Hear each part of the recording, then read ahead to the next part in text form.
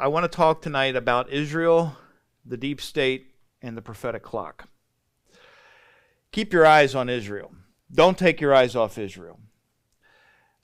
Always Israel, because she's the prophetic timepiece of God, and right now the enemy is raging.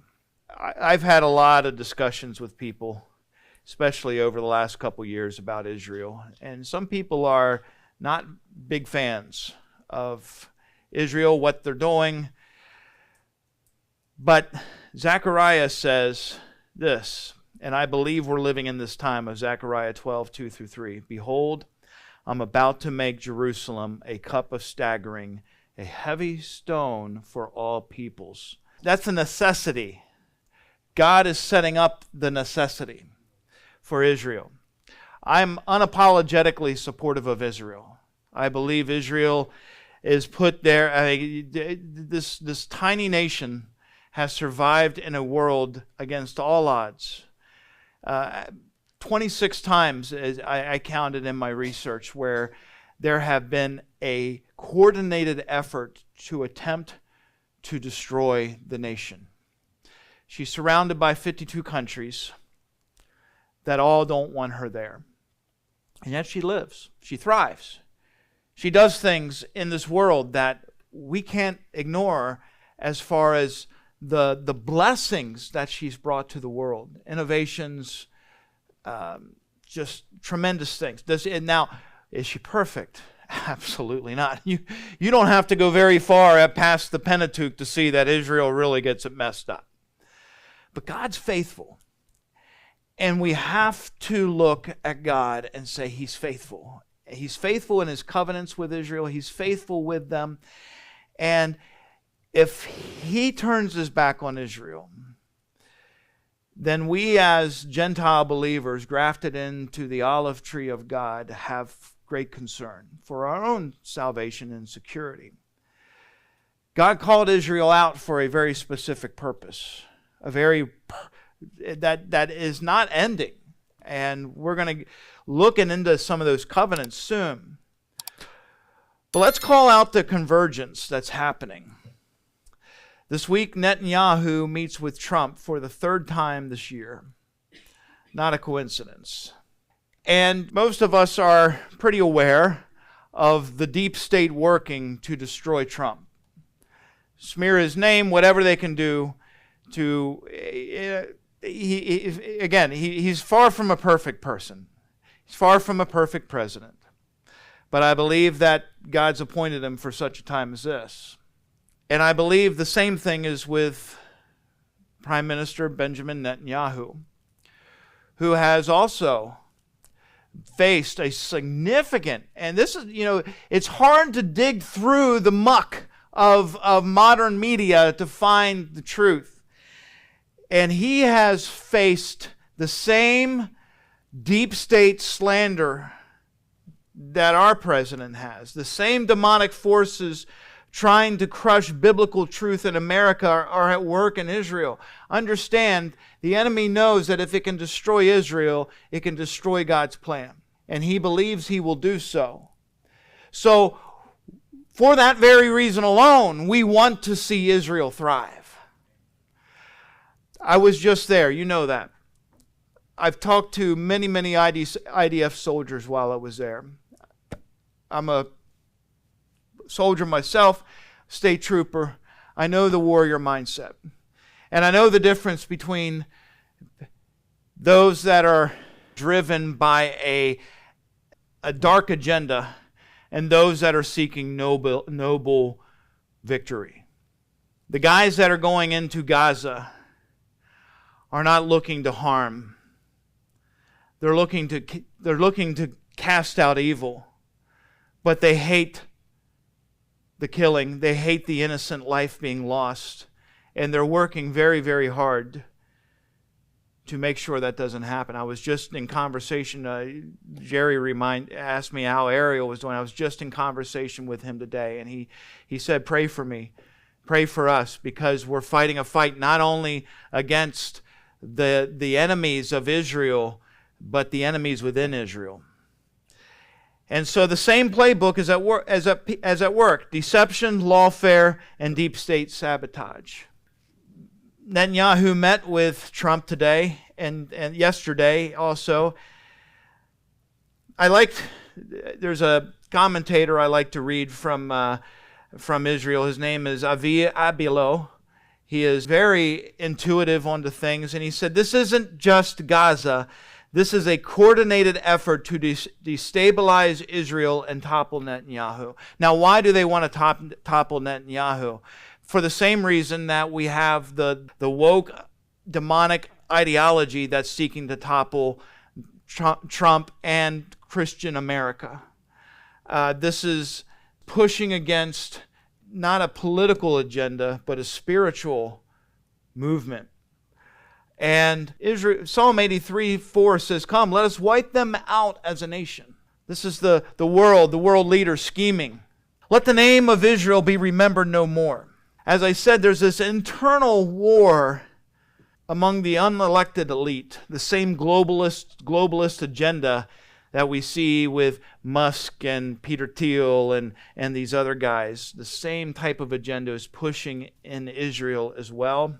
You know, I was talking with, I think it was Jerry we were talking again, but Jerry and I have been talking, must have been talking. I said, Jerry, you see as many Trump flags in Israel as you do in the United States, hanging up right in the old town of Jerusalem. It's really amazing. Now, again, this isn't an apologetic for Trump. This isn't an apologetic for Netanyahu. This is an apologetic for what God needs to accomplish in order for the salvation of the nations, including the restoration of Israel as a holy nation to come again. And what we are watching before us is these chess pieces being set up in the board for the final outcome that God has ordained, the taking out of Satan and his followers and this world agenda. But we have bureaucrats, legal elites, and foreign-funded NGOs using U.S. money. Remember Doge, right? You meant U.S. money to sabotage Israel's war efforts. We have documented, faked videos showing IDF soldiers harming innocent Gazan children. You know who made those is Hamas. And we put them on the world stage to desecrate Israel. Brigadier General Ernst Wiener, whichever side of the European country you're looking at, says, we're told to fight, but with our hands tied behind our backs. Parallel this in America.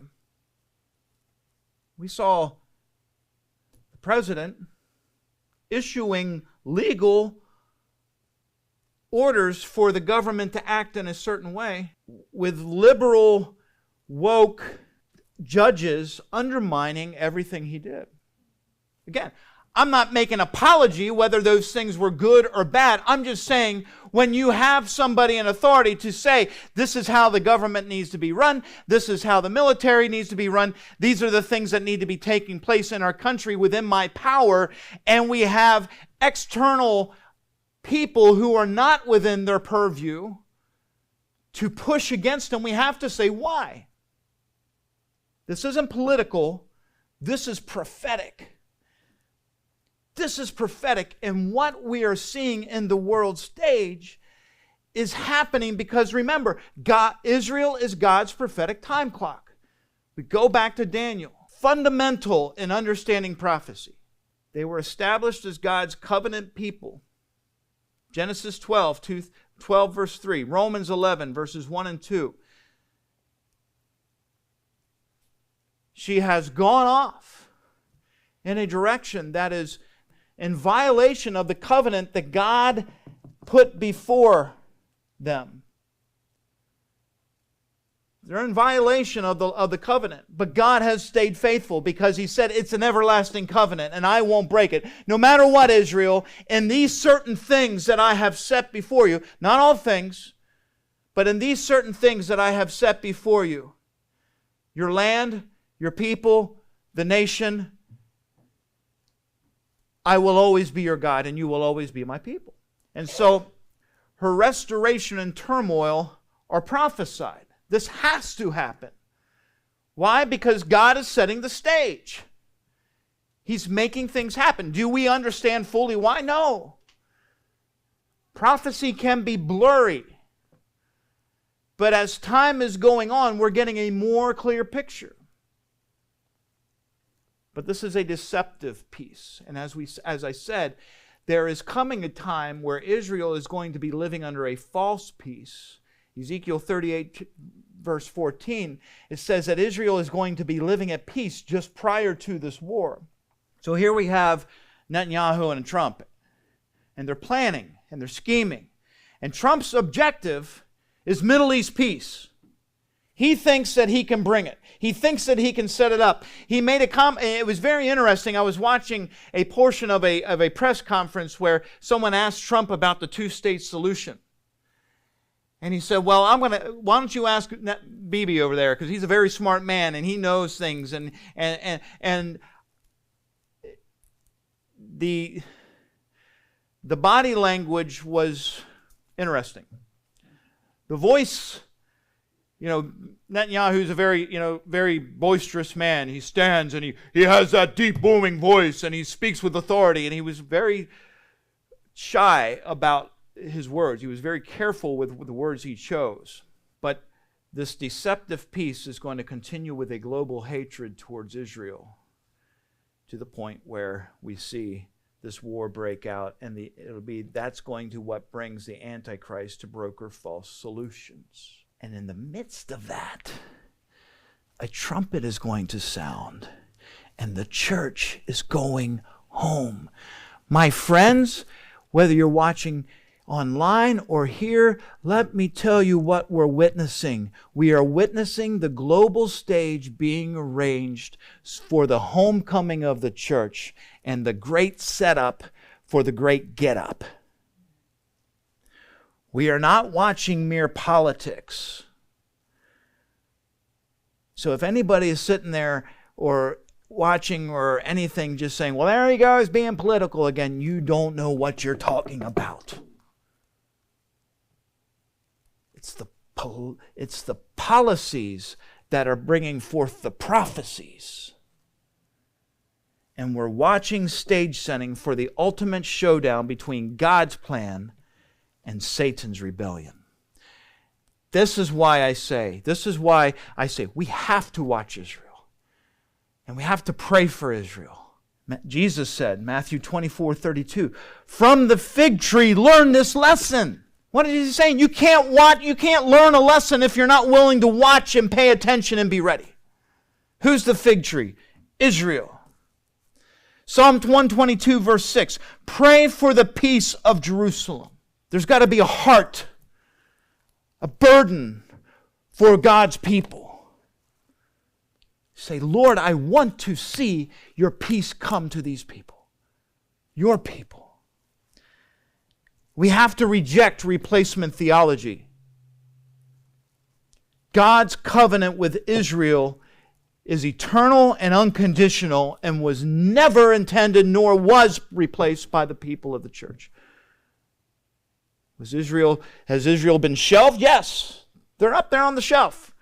Paul says, don't you get cocky, you who are grafted in. That's the Dr. Brad Reeves translation. Don't get sucked into the narratives that demonize Israel or minimize her prophetic role. Do we agree with everything she's doing? No, of course not. Do we think there are mistakes? Absolutely. Is she perfect? Not in the least. But she's got a purpose under God's plan. And as the bride prepares for the bridegroom, the world prepares for the war. Now, let's go into something really exciting happening in Israel. It doesn't have to do with wars. It has to do with cows. The Third Temple Society in Israel has been preparing for decades to build another temple on the Temple Mount. The only thing stopping them, it isn't the Muslims, it's the Israeli government. They have control over the Temple Mount, and they enforce the agreement that was made between the Arabs, the Muslims, and everyone else that says we're going to let the Muslims have the Temple Mount. But they have been assembling the furniture, the utensils, everything that's required within the temple to build the temple. I've heard from pretty reliable sources that they could have a temple built and ready within a month. I've stood about as far as me to Bonnie from the menorah that they have ready to go into the temple. There's one thing that they need, and it's that. They can't, by the covenant, by the law, conduct the sacrificial worship system without that. Now, that's not the sacrifice. The red heifer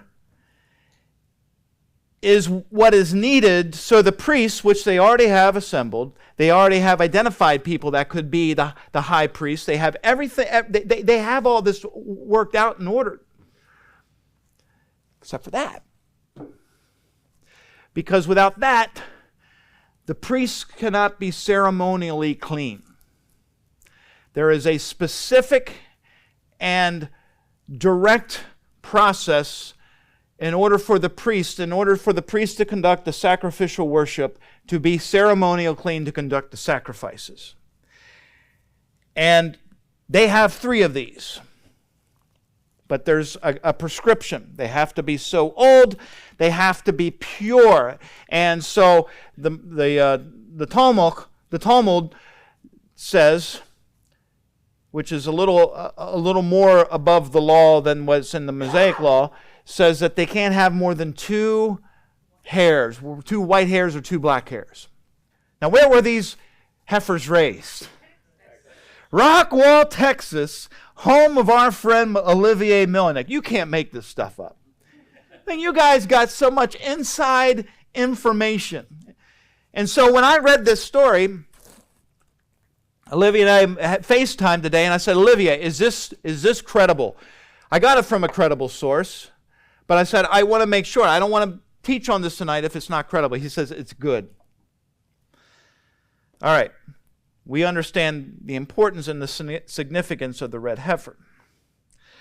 Here's where you find it, Numbers 19, 2 through 10. The red heifer without blemish, no defect, and has never carried a yoke, never been used for work. Take it outside of the camp. So this isn't something that happens within the temple, it's outside of the temple. And the priest is going to slaughter it, is going to take some of the blood with his finger and sprinkle some of the blood directly in the front of the temple. The heifer shall be burned, and then its hide, its flesh, its blood, and offal shall be completely consumed to ash. Okay? And then they add some other things on top of that. I mean, this is very specific what God gave to Moses. And then there's a ceremonial washing, there's a bathing, the clothes have to be washed, they remain unclean. But then it says, then a man who is clean shall gather up the ashes of the heifer. Now, why do they need the ashes of the heifer? Well, this is the cleansing part. Okay, the ashes are used, it says, shall be kept for the congregation of the children of Israel for the water of purification. It is for purifying from sin. So the priests are purified to conduct the sacrifice through the ashes of this heifer. Seeing the significance of this now. Now, and then it says, it shall be a statute forever. That's a big word, that's a long word. And time forever to the children of Israel. What do you think the odds are in the world without divine intervention that you would have a heifer with only 2 hairs that aren't red? It's not possible. I mean, it's just how many of you have a dog that you think, oh, it's all black, but you can find a bunch of hair on it that's not black? I mean, I don't know anybody, any animal, anything that is purely, wholly, fully, just like that color, right? It's hard. They have 3. And they're watching them. And this summer is the summer that they're saying that they are going to be able to determine if they qualify. Well, one has not qualified. Okay? One has not qualified. They found 3 black hairs on it. So they disqualified it. So what do? Do they make brisket? No.